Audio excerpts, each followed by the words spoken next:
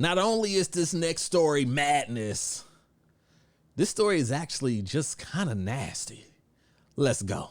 Before we get to the video, if you would like to help me stop the madness, then please visit madnessnation.net to get all of your merchandise, or simply hit the link in the description below to donate. Remember, I cannot stop the madness without you. Madness. Now, this madness story is actually just a little bit disgusting. Well, actually, it's a lot of bit disgusting. Madness. Now, we have a murder that took place in Texas. Now, majority of these stories, for whatever reason, either come out of Texas or Florida. I don't know what Texas and Florida have in their water, but if they got the madness in their water. But check this out, right?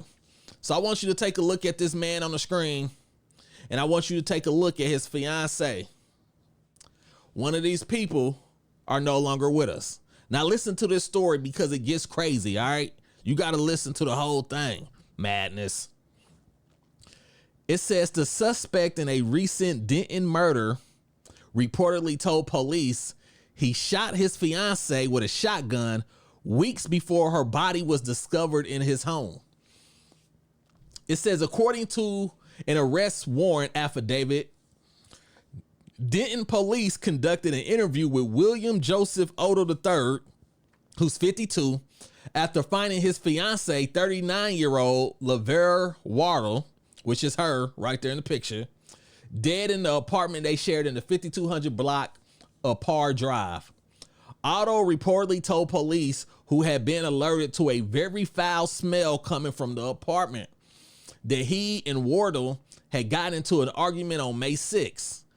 He said the argument turned physical and claimed Wardell ran at him with a knife, prompting him to shoot her with a shotgun, according to the document. So he's basically saying, listen, we got into an argument. She started coming at me with a knife. That's the reason I shot her. Now, that's what he said. We don't know if that's true. Because if anybody run up on me with a knife, I'll probably pop them too. I will pop them. But listen, this is where it gets tricky at, right? It says Oddo's tampering with evidence charge came from the belief that he attempted to clean the crime scene in an effort to prevent Wardell's body from being found. Now, you down there in Texas. Now, everybody know that when you in Texas, you are in a stand your ground law state, right? So if somebody is trying to come at you with a knife and take you out and you pop them and you in Texas, you really don't have much to worry about because you don't have to retreat in Texas. You can literally pop a person that tried to stab you with a knife and go on about your business. But they saying that they believe that he attempted to clean up the crime scene. Now, when you start adding those type of facts in there, it's like, did she really come at you with a knife? Or is that the story you concocted in your head to try to wiggle your way out of this one? Madness. It says the arrest document says Oddo was found on surveillance video buying cleaning supplies at multiple locations on May 13th, a full week after Wardell's murder and nearly a week before her discovery on May 19th. The document also says it observed that the walls and floor had been cleaned of blood evidence. Oddo reportedly admitted to cleaning the scene, saying it was because he wanted. Now, this is where, remember when I said this is not only madness, it's downright nasty. Listen to this. Oddo reportedly admitted to cleaning the scene, saying it was because he wanted to lay with Wardell, which the document says happened for 3 days after her death. So he said he wanted to lay with her, and he laid with her for 3 days after her death. So this man was up in the house laying with a lifeless body. Madness. It says after the initial investigation, an arrest warrant was signed for Oddo on a charge of murder on May 28th, and he was arrested on Monday. Now, It says the affidavit says that he told the police he had to leave his apartment due to the smell. Because we all know that, you know, if you're laying around with dead bodies, they do tend to smell very, very bad. It says Oddo was booked into the Denton County Jail on charges of murder and tampering with evidence. His bond has been set to $160,000. And it says a neighbor at the apartment complex said Oddo and Wardell lived in a busy area of the complex. Madness. And they said it's honestly heartbreaking. I don't know how it was right above the office. It's the penthouse above the office and right next to the gym. The resident said.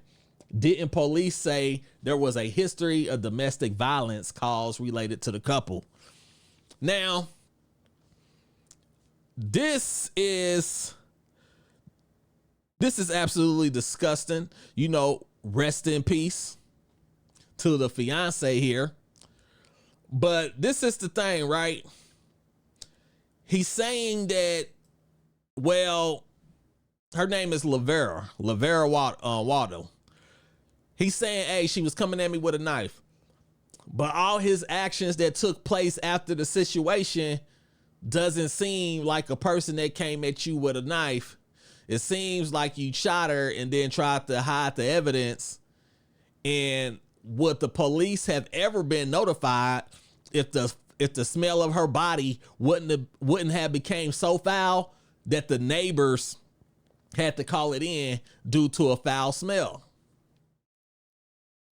Or was he so traumatized that she did come at him with a knife, but he was so traumatized after everything happened, he didn't know what to do? If I was a betting man, I would say that from the evidence or from what they're saying in the police affidavit at the moment, madness, I would say that he knew he was wrong. He knew he was guilty, which is why he didn't call the police himself, which is why he tried to clean up the crime scene. And he didn't just call the police and say, hey, my fiance just tried to stab me. I had to shoot her for my own safety. Madness. That didn't go on. Now, if anybody out there happens to know these people, go ahead, leave a comment. Let me know what type of people they was. Now, they said they didn't have a history of domestic violence calls pertaining to this couple. So with that being said, maybe these is two people. Well, I can't say maybe at this point. These was two people who didn't need to be together. Her life is gone, and it looked like his life is well on the way to be gone, unless he's going to be able to convince the jury or convince the judge or convince whoever he needs to convince that this was a self-defense case. But it's going to be hard to say it's self-defense due to the actions that took place after this. Some people are going to say, and rightfully so, that he was infected with the madness, because the madness is infectious. The madness is contagious, and the madness must be stopped. So remember, stop the madness, start the positivity. Y'all be safe out there. Madness. I want to say rest in peace to LaVera. It doesn't seem like she deserved this. From what I just read, she didn't deserve this. And it's unfortunate that she got caught by the madness of William. So please join me in a moment of silence for LaVera Wardell, please.